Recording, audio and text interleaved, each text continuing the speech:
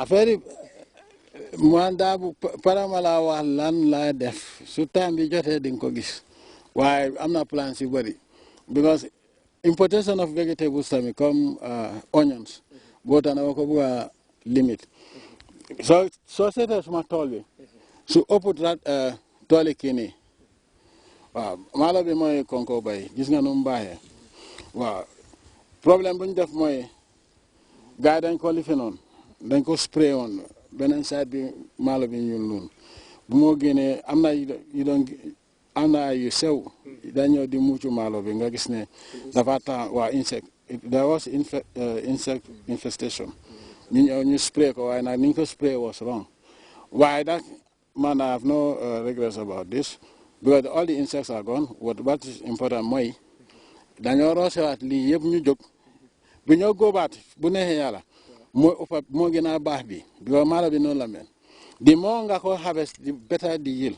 comme ginnaaw mu ngi am ndox kañ how many times ko mun a harvest. non dafa des si yow rek xam nga this is not the first time ñu am façon maalo bi di nga gis ne amoon nañ ko fële gars yi dañ góoba every time ñu jigéen ñi góob maalo kan la ñu ne xanaa booban tool la ñu ñëw fekka the same place so eventually lan la gaa def gars yi liggéeykat yi sax dañ jékki-jékki rek bàyyi géeti nag yi dugga foofu ñu lekka ko deliberately waaw ñaari yoon ñu ma ko def waaw xam nga fii tamit mun nañ ko def waaye nag fii nag yi nekka fii dafa sori dañ ko bloqué yëpp waaw waaye di nga gis ne dafa des si yow rek because su yàggee tamit xam nga bi tool bu rëy la xam nga every time nga dajale ñëpp ñu ñëw góob maalo xam nga si yàggee tamit dafa soof so danga dem ba fu la ne foo xam ne daal dëgg you are satisfied you have enough nga stop ko foofu nga bàyyi nag yi lekka ko li ma plan mooy dañ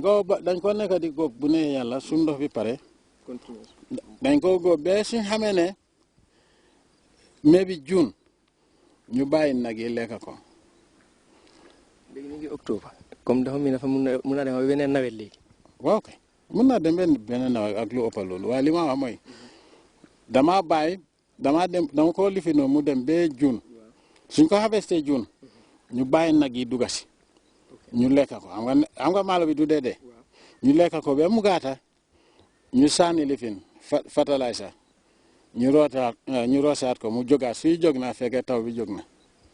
Since GRTS is on satellite, I think it's very important we also speak to His Excellency in English for those watching us from outside the Gambia. As you can see, his leadership by example. His Excellency has come out here just to see the extent of the work here. We have hundreds of people who have converged here in Kanilai to help him harvest his rice field. Your Excellency, what's your impression today? Well, alhamdulillah, Rabbil Alamin, I thank the people that came out in their large numbers to help harvest because in Kanilai farms, one of our biggest problems is post-harvest loss. Most of the time, because of the size of the farms, they are very big, and so you realize that by the time we have enough people to harvest all, a lot of it would have dried up and become brittle and then drop off. But this year that is what we want to minimize.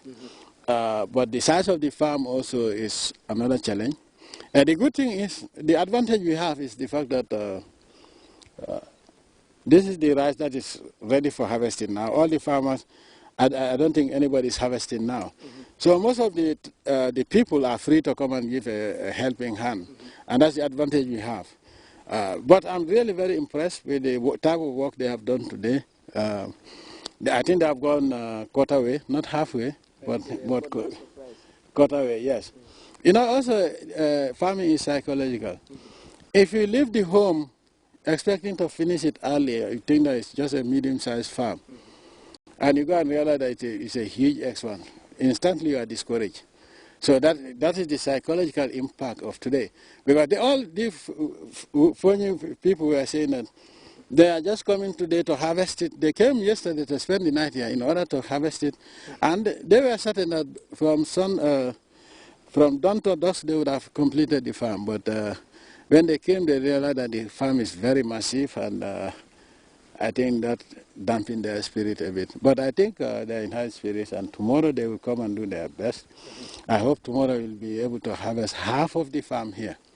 But this is not the only farm which has rice. But the other farms, they are in the rice fields where there's a lot of water, so I'm not worried about that. This is the only rice field that is ready for harvest. So yeah, you have to contend with, during the day, river birds, and then at night, bush pigs. Yeah, we have a lot of bush pigs here. Yeah, but I'm really very grateful to the Almighty Allah, and the people have responded positively, and you can see that they were dancing, they are happy.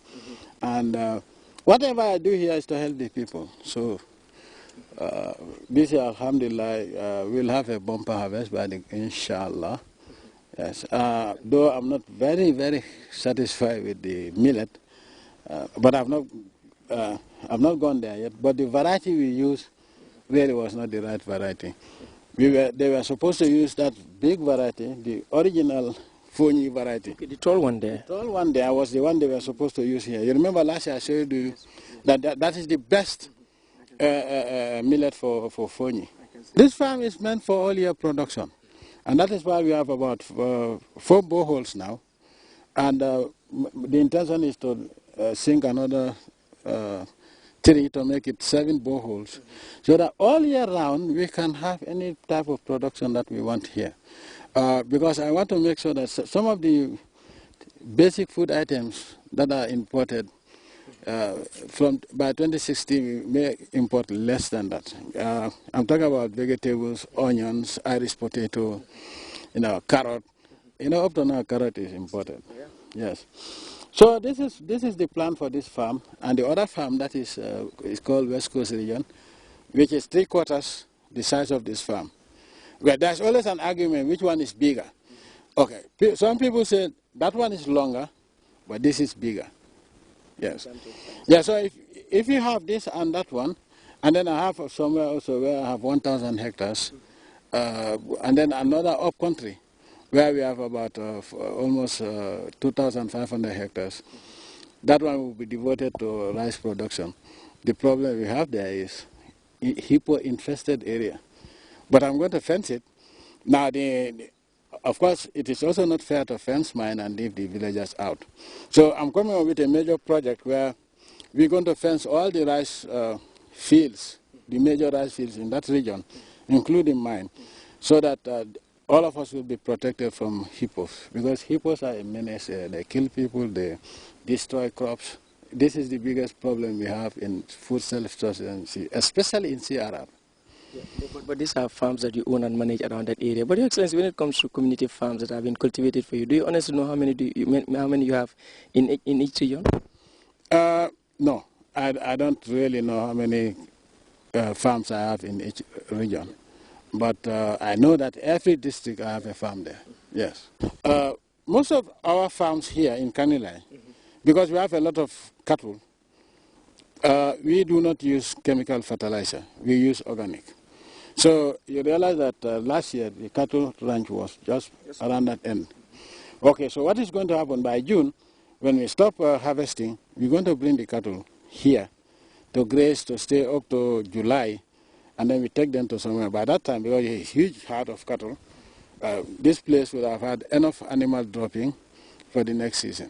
Yes. But you are still talking about the same rice staying here up to June, Your Excellency. Yeah, this is the rice we are supposed to... tomorrow they're going to start irrigating the place, and it will come up. And so this one will continue up to June. I think you have a local name for this, Your Excellency. Yes, it's Konkobai, that is eradicate hunger. Yes. This is the anti-hunger rice, because you can harvest as many times as you have, as long as you have water, you can harvest as many times as you are patient. And the experiment started in I think, a state house, if I could remember properly. Well, yes and no, because the same year, it was planted both at State House and at Denton Bridge Farm. Oh, you forgot that? Okay, just like the Gambiaka, which of course also is almost like this. As soon as you harvest it and there's water, it will continue. The Gambeka. And that's the Gambeka they use. Why do they call it Gambeka? That's the indigenous rice of Gambia. But because it takes 5 months, during the severe drought years, the Malians who were here took it and